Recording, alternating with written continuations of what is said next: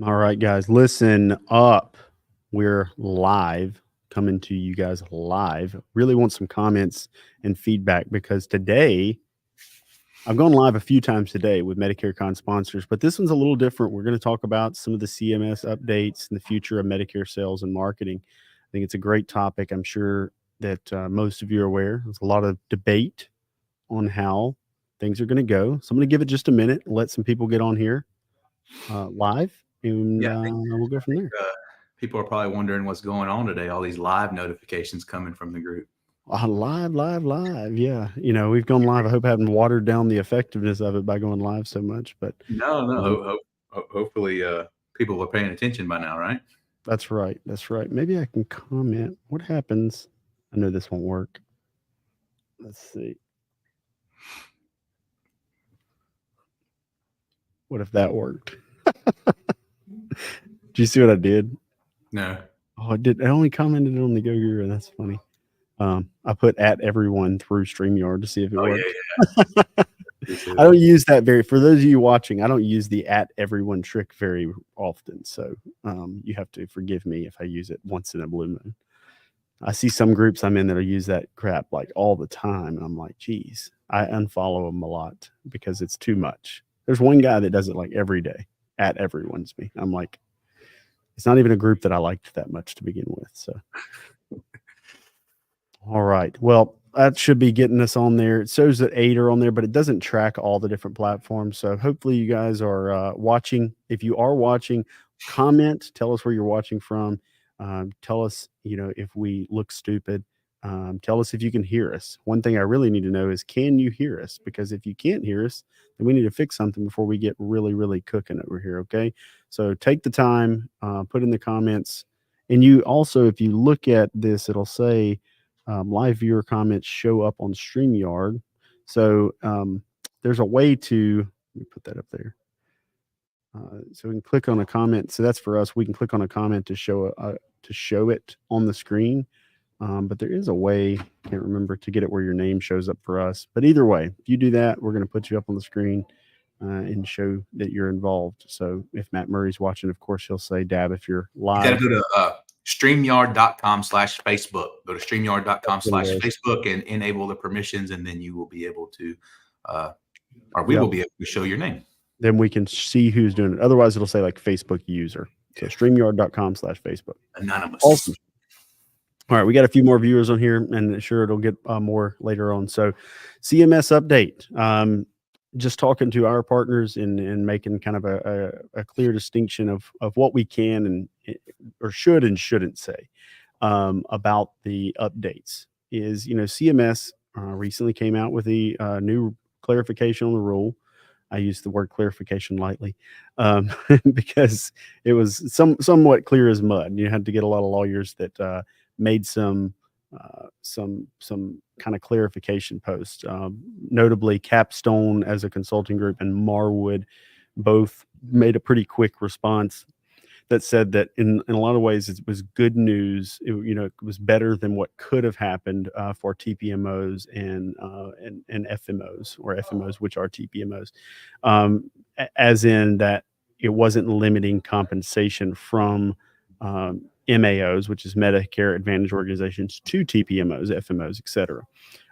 However, there is a push for a portion of the total kind of stream of payments that are going places to be shifted towards the agent and broker, which could be a positive for certain agents and brokers, being $100 more first year, $50 renewal override. But then that starts a lot of commentary about if that much money is coming from the top straight down to the individual broker and no more money is getting injected in the FMO. There's a lot of expenses to call your prospect. I don't know what. Do you guys have an agent? Anyway, I shouldn't read the comments as I'm talking. I just read one and it confused me. So that creates some confusion about the services, because believe it or not, guys, FMOs, whether you have a good one or a bad one or whatever, FMOs do incur expenses relative to recruiting, training, contracting, providing software, all these different things, right? I can tell you that there are many agents that work with us that we lose money on because of the amount of time we spend with them, and they don't write enough business to offset that time expense. It's not that we're giving them money necessarily, but we are spending time, energy, marketing, etc., to get in front of those agents. Um, for instance, Medicare Con, it costs about $1 million a year right now, so there is some cost in it. Thankfully, we've found a way to create a model where we have agents and brokers share in that, whether they're with us or not, and that helps us get in front of more people at no cost. We're a little bit more creative than most of the traditional FMOs, though. There's a lot of them that are going to be impacted by some of that shift to various degrees, and you will see some shifts. There's just no way around it. But it got us talking. I have Jeremiah, our national sales director, on here, and Stephen Martinez, our chief marketing officer. Many of you guys know, and we were talking.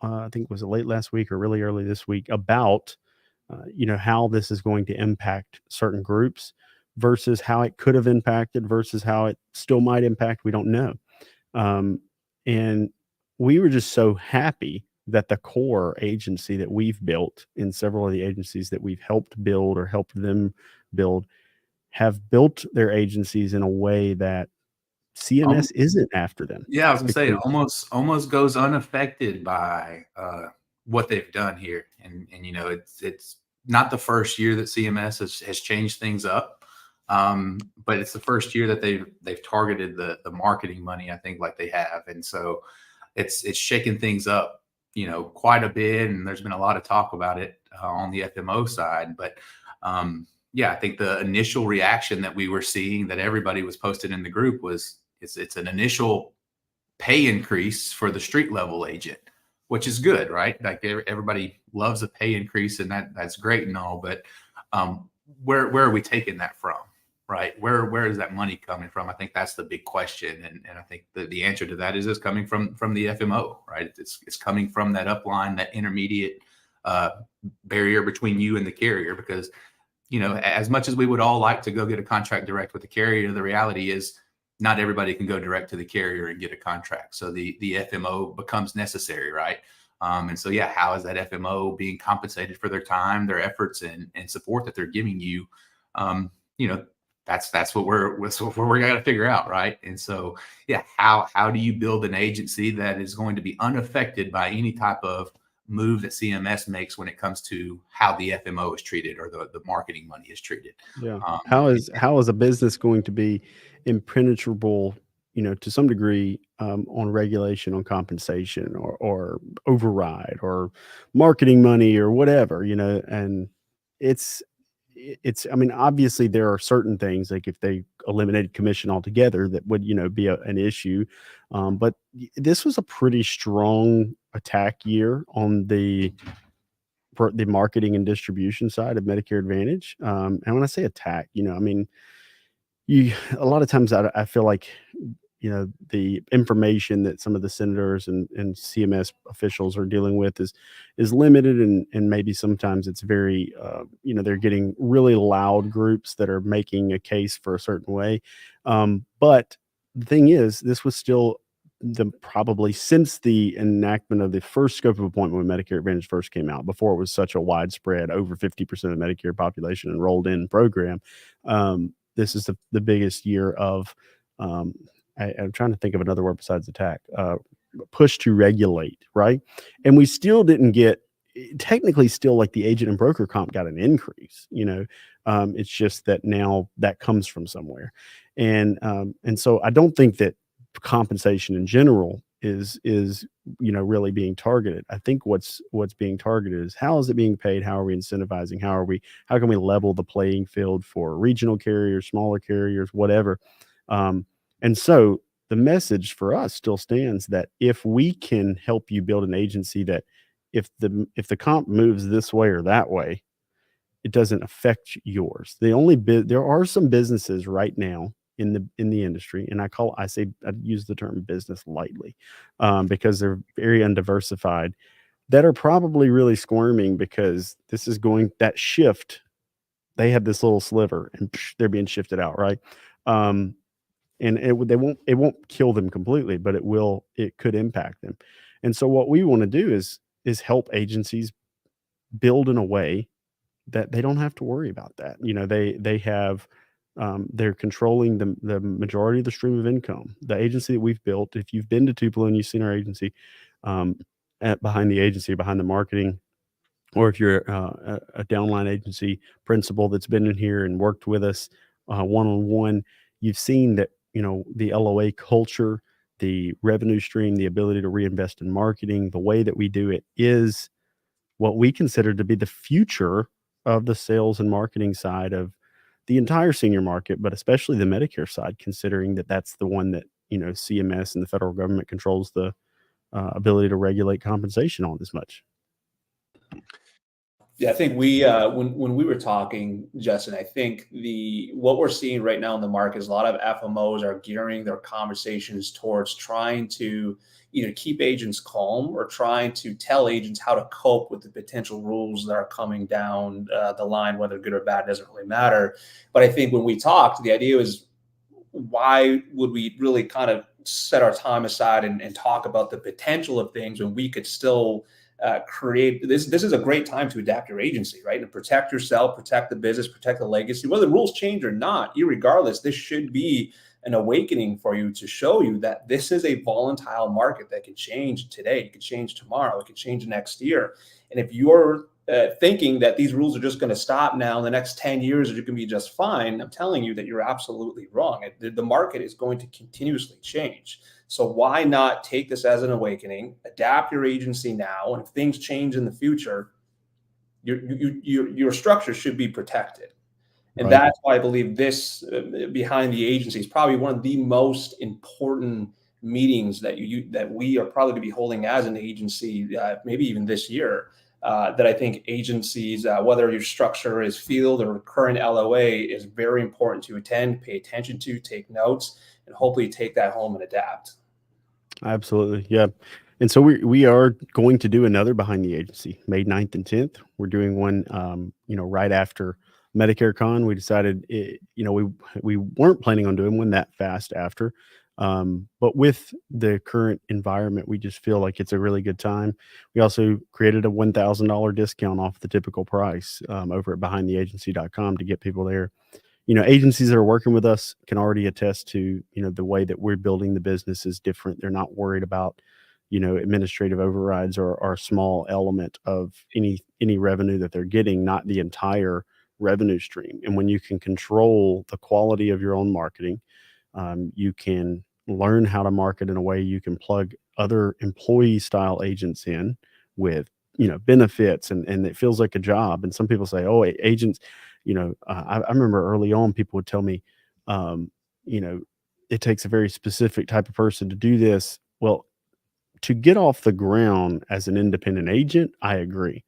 But to perform the role of being a Medicare agent or an insurance agent helping someone navigate Medicare, it doesn't take the same type of person it takes to build a business. And we show you that the employee agent is a different persona than the person that you would recruit to go and build the business from the ground up.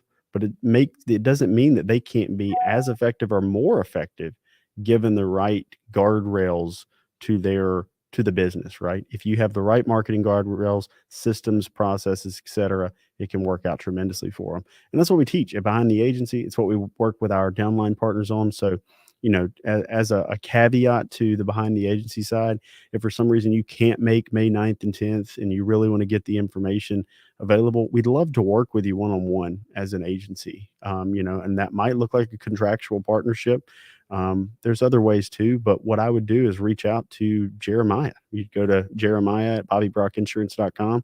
If you have, an agency that's been growing and you're wanting to try to create a process that is timeless and impenetrable throughout these changes in the marketplace, I think, there's nobody out there that can do it the way that we've done it. And, there might be one day, but right now I've worked with a lot of FMOs. And as far as FMOs go, we're one of the few that has built and continue to grow an agency that's not sitting here competing with you. This is what a lot of the old FMOs will say. They'll say, "Oh, we don't sell insurance because we don't want to compete with our brokers."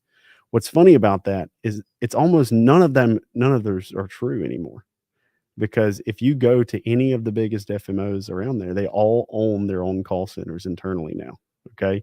So they own them, but the one thing I've noticed about all of them is they built them with live transfers and the lowest quality, the race to the bottom marketing. One of the talks I'm going to give at Medicare Con this year is called Marketing, the Race to the Bottom. And the whole premise is that, we seen these people race to the bottom to try to get the lowest cost per acquisition they could, and then wonder why the lifetime value of the customers is plummeting. And that's what's happened. If you look at these publicly traded organizations and their stock price plummet, you can see there's simultaneously there's a drop in their lifetime value projections because they're seeing that their churn rate is much faster. But it's all tied to the marketing. Medicare Bob, I think, said this recently with us. It's something I've maintained, is that there's a direct correlation in the quality messaging of your marketing and how long you're able to keep a customer on the books, i.e. your lifetime value of your customer. Also the cross-sell ability. The quality of the marketing dictates the LTV. That's right. That's right. The quality of marketing dictates the LTV. And so these other groups out there, the oldest FMOs, one, they are competing with you. So they can't say that anymore. If they do say it, it's dumb. Two, we have an agency, but is it competing with you? If we're helping you, then we're not really competing with you. The people that we're writing, most of them are right there in the northeast corner of Mississippi. So I could see that if you were in the northeast corner of Mississippi, you'd think we're competing with you. Most of our agency partners are not in the northeast corner of Mississippi, and there's a reason for that. They all view us as the agency competitor. But around the country, we help people if you come and look at the map where I have my red pen map behind us, we have agencies all over the country we work with. And the underlying theme of the ones that allow us to come through and help them is that they revolutionize their business in many ways. And the amount of high quality prospects they begin to get in addition to, what they were already getting is insane. And I mean, high quality with just small tweaks. And that's what we want to help you guys do. It's about changing your marketing, changing your messaging, employing the right type of people.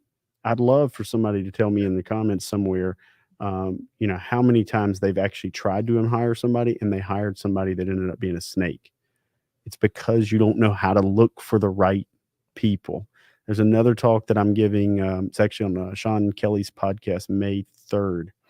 Stephen, I just realized May 3rd, I'm going to be in Vegas. May 4th, the Kentucky Derby. May 5th, the wedding and the Take a Swing at Cancer Gala. And then we have a behind the agency. People ask me, when do I sleep? At night, when you guys should. When you're during the day, work. I should ask y'all, when are you watching TV? Too much. But with that being said, this will be one of the cheapest prices to the behind the agency that we've ever offered. So this will be the lowest cost of admission to a behind the agency that we've offered. And we've done that to get a bigger group together and kind of pack the room full, which we've done before, but it's been, 15 people. And we've kind of had that limit in the past where we want to try to get, 30 people in the room now. And I think that would just provide a little bit more value because you'll have several different variations of agency owners and sizes and where we're all trying to go. So I just wanted to throw that out there that if you ever were interested in becoming to one of our behind the agencies, this is the lowest cost that we've ever offered it at. Yeah. But when you do come to Tupelo and you talk to our LOAs that are in our office, like Justin was saying, just to his point a little bit more, you'll realize that our most successful agents in here, the agents that are selling the most, they have no desire to do any of the marketing or anything else. They love being able to stay in their lane and hone that craft that they're really good at already, right? And become a super, super, super good salesman. And then we're able to give them that path, the systems, the processes where they don't have to worry about anything else. They can really plug into that and maximize what they're able to do, which helps them, right? Grow their income personally, grow their career moving forward, grow their their knowledge, their product knowledge, right? So they're becoming a more well-rounded agent in what they're doing. We're just giving them the path to just focus on that solely. And again, if you talk to our top salesmen, they'll all agree that they couldn't produce as much as they do if they were having to deal with everything else, right? Yeah. We've given them the path to just focus on that And there's days where they write 20 and 25 apps, you know, which is crazy because that's a month for people. We've told we've put up numbers for agents in our internal agency, in the group before, and talked about it, and people like, they'll squawk at it because they're not understanding that they didn't do the marketing, they didn't do the service, they didn't do that. We created an agency where the salespeople sell, the service people service, the marketing people market, and that's what we want to help you do. And you can do that with 3 to 5 people, and then it grows into, because we've seen it. We were 3 people, then we were 10 people, then we were 20 people, now we're 41 people, and we'll keep growing. That's why we got a new office, because we needed more space to grow. And then we started hiring people like Jeremiah, who are rock stars, to come on virtually. So I pay him well, but he didn't realize I could pay him a little more because he didn't take up a spot in this office. That's what I heard. Pay increase is what I just heard. I appreciate it.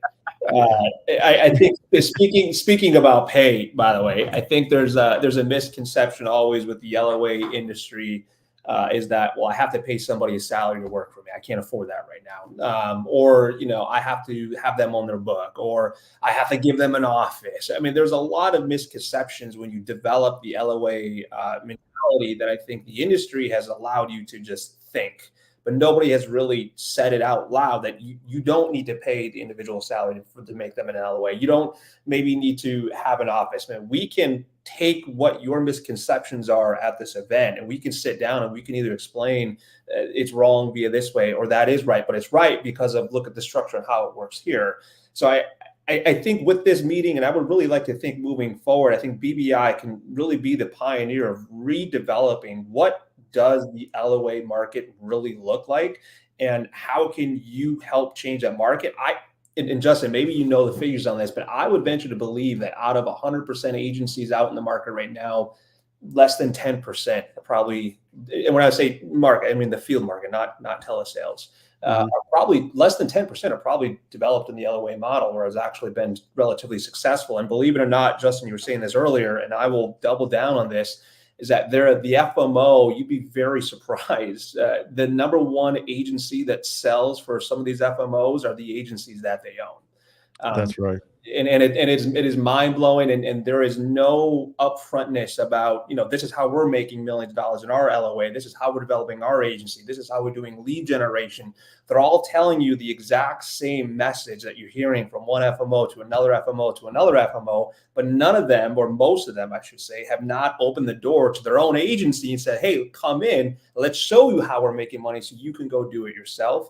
This is one of the very few, if not the only FMO I'm aware of that is actually willing to pull back the curtains and show you the exact formula that we're using to be as successful as we are today. Yeah, we use our agency as the incubator for marketing and operational ideas and hurdles, so that, our partners don't have to go through same struggles that we did. We can, learn from my mistakes, like your parents told you, learn from my mistakes so you don't have to make them. And we didn't listen and still learn from our own. But we're trying to help people do that. Another thing, another objection we get all the time is, well, I'm not an agency. And so this is behind the agency. And I always laugh at that one, because you're not an agency until you decide I'm an agency. What dictates being an agency? Is it an agency license? Is it thinking like an agency? Is it having people work for you? What is it, right? And so we've had some independent agents with no employees come in to behind the agency, and immediately now are 3 to 5 to 6 to 7 employees, and much more profitable. And they're taking themselves out of that drag. So yeah, we're using the incubator for our ideas. The cool thing too, when we bring people to, people are like, why do we do behind the agency in Tupelo? We do that because we want to show you the actual office. I think sometimes it's just seeing the tangible product of, here's the culture, here are the people, versus, we do events in other destinations, and that's fun too. But nothing like really coming in and seeing it here firsthand. So really want to get people in to do that. I'll answer your question. Google defined an agency as a business or organization established to provide a particular service, typically one that involves organizing transactions between two parties. Yeah. So if you're an independent agent, you're an agency. So when I say agency, I don't mean you have to I mean behind our agency, how to create our agency. You have an agency, whether you're one person or 50. As And long this as is you're how, organizing that, right? You're an and agency. and Stephen, have we not had people that came in here that had already had 30 employees, 20 employees, and then still come Beyond in and what we think, were, yeah. wow, I can't, and they've learned from things we're doing. And it's beautiful because we learn from things that they're doing too. It's a great, we foster that environment. We're all learning from one another. It's why I continue to harp on networking. So, really, really want you guys to gain, like, I can't tell you, when people come from behind the agency, it's a eye-opening experience. The overwhelming. Now, if you've done virtual behind the agency, we have a virtual one. It's just not the same. Speaking to a camera and talking about material and responding virtually is different than being in the room with a group of people doing it in live real time, answering questions and answering each other's questions. And it's a small enough environment where we are able to do that. We're able to change the content on the whim based on what problems people are having. We have a direction on the content. We have things we want to talk about, but then we can answer very specific questions that we may have not even thought of. And if you've been to behind the agency before, it gets better and better because we learn as we go. We learn as we go in our agency. We learn as we go We've had answering different questions. a handful of people that have come back multiple times, bringing in, other partners or other agents with them on Mhm. second time around. Yeah, we have people that are now sending their other agency partners or their CMO or things like that. Another issue had people bring up is they say, "Well, I want to come to behind the marketing." Well, we have now combined the two together. Behind the agency originally was heavily structure with a small amount of marketing, and then we created the behind the marketing because we wanted to have one event that was focused heavily on marketing. And now we have condensed them into a 2-day event that is heavy on marketing and infrastructure simultaneously. So behind the agency, behind the marketing, there's no difference. It's all behind the agency, and the marketing is still there. And the marketing, it's sexy, and because it's not how to get someone bamboozled into talking to you. It's how to get someone to want you to be their agent for the rest of their life. Marketing, and it's just different than anything anybody else talks about. I get people that call me up and they're like, "Yo, check out this new lead I have. It's a ZFT-QR2 lead form, and we send this out and look, it's approved by CMS, and it talks about it talks about this benefit, and people are calling." And I'm like, this is trash. Trash, trash, trash. I don't care if a mailer gets someone to call. If it does so by bamboozling people, and I don't care if CMS approved it. I've seen CMS approve mailers that I don't think they should approve. I don't know how those CMS approvals are getting stamped on some of them. And CMS approved doesn't mean it works. No, CMS approved. Yeah, I've had people to sell me that like that's a bonus. First of all, we market so generically that that we send it to carriers and they say, "Oh, you don't have to get CMS stamp approvals on this because it's generic. It's not saying here's how to get a Medicare Advantage plan, or we're not talking benefit driven. We're talking quality messaging. We're talking about the education. We're talking about our business and how we help people, and we're selling them on service and presentation and quality marketing and just honesty and transparency, both towards Medicare Advantage, Medicare supplements, ancillary products, Part D prescription drug plans, and even helping their family with the under 65 side. But never So mention any carrier, product specific detail, benefit, nothing, right? So marketing without mentioning benefits and product details. yeah, It that's works. what we're talking about, and it's just different. It's real, and we also teach you how to market to middle and higher income people. Because most of these mailers that go out are going out to the lowest income crowd because they know that for whatever reason that I won't elaborate on because I don't want to get accused of saying something wrong, these people will keep responding to this. But if the barrier to entry is so low that they answered a phone call and then allowed themselves to be transferred through 3 people to get to, an agent finally, that person is going to respond to that again, right? We market in a way that if they respond to our marketing, other people aren't replicating it.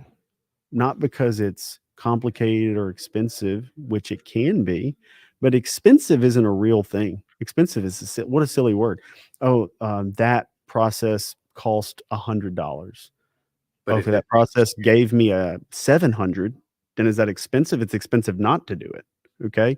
So, it's all relative to what my return is. If my lifetime value and my return is good enough, then the cost to do it doesn't matter. The cost is a one factor. And when the cost is the barrier for you to do something that has a massive return on investment, then you're not thinking like a business owner, you're thinking like an employee. And you can definitely go get a job somewhere.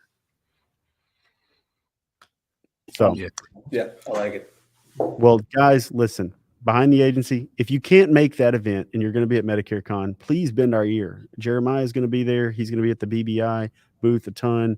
Stephen will be there. I keep telling people Monday between 1 and 5 will be the highest value time. The general session isn't until Tuesday, all day Tuesday, starting at 9 a.m. and all day Wednesday, starting at 9 a.m. Yeah, we'll be in the expo hall that whole afternoon, Monday, hanging out at the booth. I'll be at the Go Guru booth. You'll be at the Bobby Brock Insurance booth. Jeremiah will be somewhere right in between, coming back and forth, I'm sure.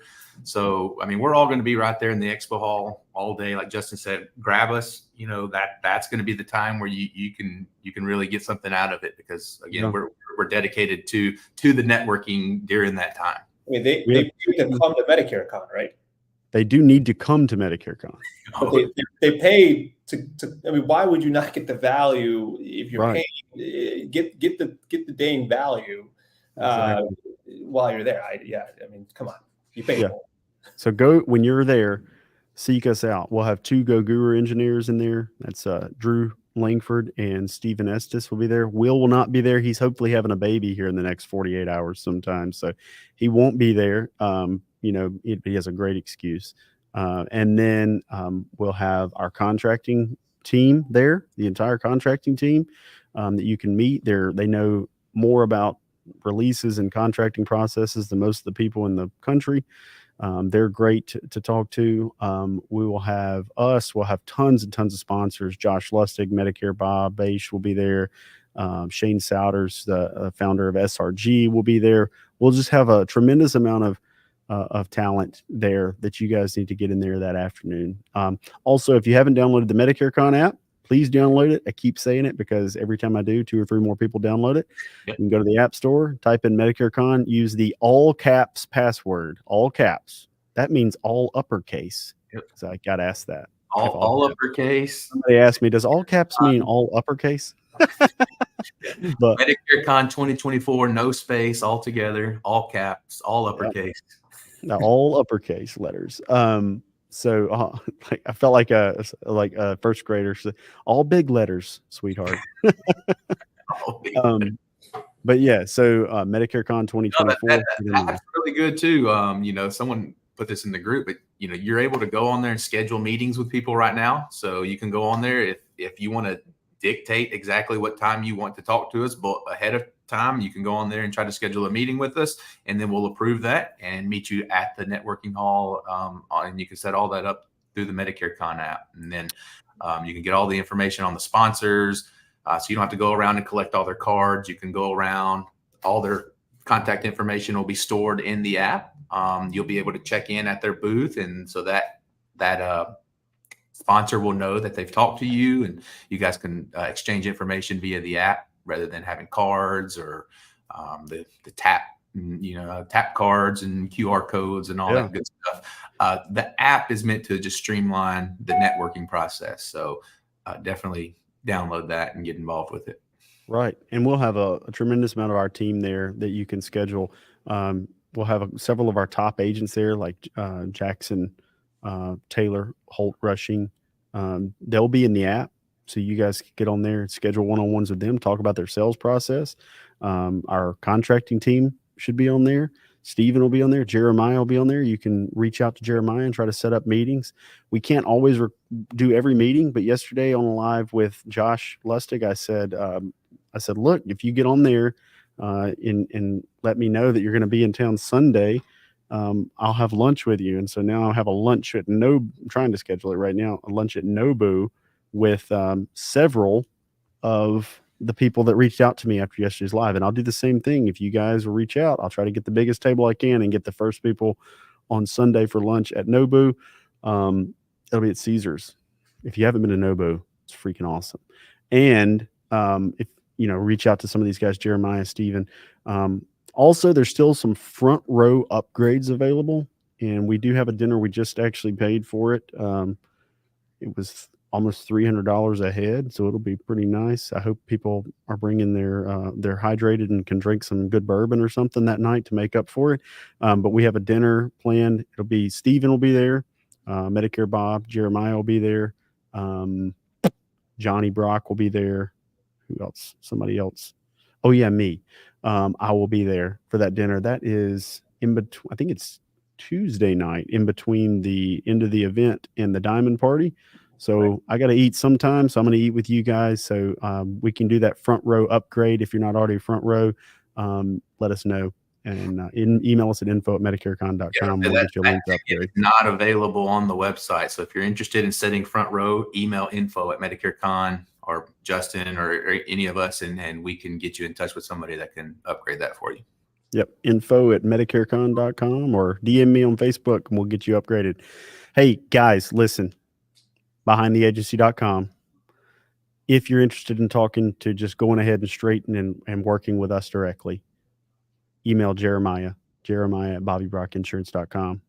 And we'll see you in less than 10 days now.